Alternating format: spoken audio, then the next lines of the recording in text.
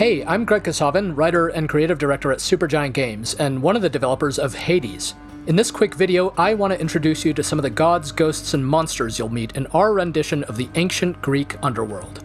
You don't need any prior interest in Greek myth to get into Hades, but as you play, maybe you'll get to wondering how much of this stuff comes from mythology. The answer is, a whole lot. Greek myth is filled with wild, fascinating, often contradictory stories of these larger-than-life characters. The Olympians are a big, complicated family, always bickering and always pushing each other, and their portrayals in classical mythology inspired our portrayals in Hades. Let's start with Hades himself. What is it now? I've a mountain of infernal parchment work. He's often relegated to the role of villain in many modern adaptations of Greek myth, but in classical mythology, he's a complicated guy, and much more principled than some of his brothers or sisters. He's so fascinating, we made a whole game about him. As the god of the dead, Hades has an imposing reputation to live up to, so he even has a monstrous pet in the three-headed hound of hell, Cerberus. The idea that this savage beast was still somebody's pet dog crystallized how we wanted to portray the gods in Hades, that despite being immortal and all-powerful, they're not so different from the rest of us. Though, let's not forget Zagreus. We've heard from many players who figured Zagreus was a god of our own creation. After all, who's ever heard of Hades having any kids? But according to some ancient sources, he did. Greetings, Father.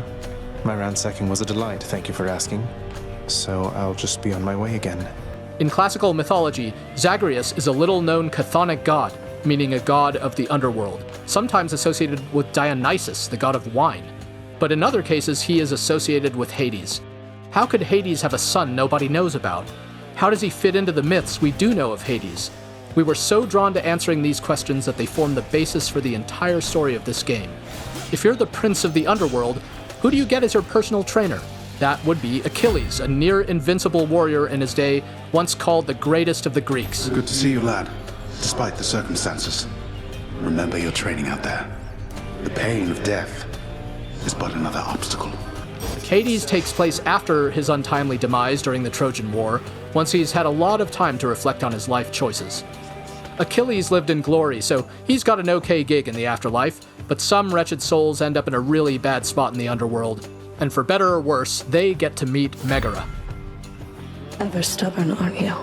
Maybe my whip might make you reconsider whatever it is that you're attempting here. She is one of the three Fury sisters tasked with torturing some of the absolute worst souls for all eternity. And in our game, she's also tasked with making sure Zagreus doesn't make it out of the underworld. These two have a lot of history, and since the story of Hades keeps moving forward each time you play, the more you run into Megara, the better you'll get to know her. There's also Thanatos. Death approaches. He may decide to drop in on you when he isn't busy whisking the souls of the recently departed to the underworld. Thought you could just get away from me, did you? He is the personification of death, according to Greek myth, though represents more of a peaceful death than, say, the kind that happened a lot during something like the Trojan War.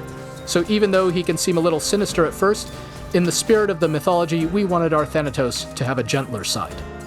Thanatos has a couple of brothers in Hades, such as Hypnos here, the personification of sleep.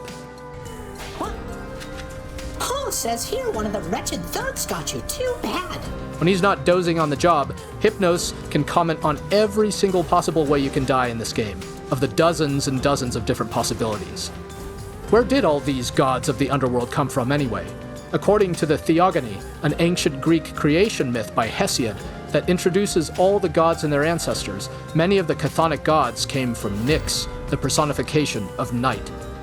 Darkness guide you, child. You have outgrown this house. Of that I am now certain. Should you return again here, I shall keep you safe. She is a primordial goddess, meaning she is much older even than Hades or the Olympians. And in our game, she has an important role in the underworld, not the least of which is helping you unlock some of your hidden power. There are 30 different characters to meet and grow closer to the more you play Hades, and we hope you enjoy getting to know them all. Some of them feel truly ancient and godlike, some are funny, some are scary. We found them incredibly inspiring and look forward to hearing what you think once you get to meet them for yourself.